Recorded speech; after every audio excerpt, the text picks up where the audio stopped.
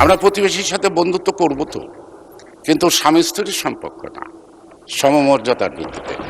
স্বাধীন বাংলাদেশ, সার্বভৌম বাংলাদেশ আমার জাতীয় স্বার্থকে বিসর্জন দিয়ে নয়।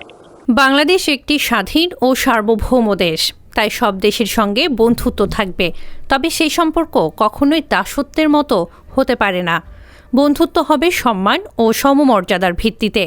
বাংলাদেশের প্রতিবেশী দেশের সঙ্গে সম্পর্ক নিয়ে এমনটাই মন্তব্য করেছেন বিএনপির স্থায়ী কমিটির সদস্য গয়েশ্বরচন্দ্র রায়। বৃহস্পতিবার জাতীয় সংসদের অধিবেশনে রাষ্ট্রপতির ভাষণের ওপর আলোচনায় অংশ নিয়ে তিনি এসব কথা বলেন। তিনি জোর দিয়ে বলেন, দেশের জাতীয় স্বার্থ সবসময় অগ্রাধিকার পাবে। কোনো সম্পর্কের কারণে সেই স্বার্থ বিসর্জন দেওয়া যাবে না।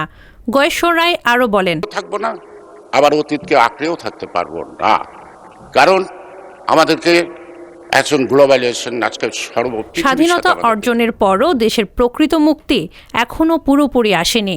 বর্তমান প্রজন্মের চাহিদা ও পরিবর্তিত পরিস্থিতি বুঝে ভবিষ্যৎ পরিকল্পনা করতে হবে। ছাত্র জনতার সাম্প্রতিক আন্দোলনের প্রসঙ্গ তুলে তিনি বলেন, এই আন্দোলন ছিল সবার সম্মিলিত প্রচেষ্টা। বিভিন্ন শ্রেণীর মানুষ এতে অংশ নিয়েছে এবং দেশের গণতন্ত্র পুনরুদ্ধারে অবদান রেখেছে।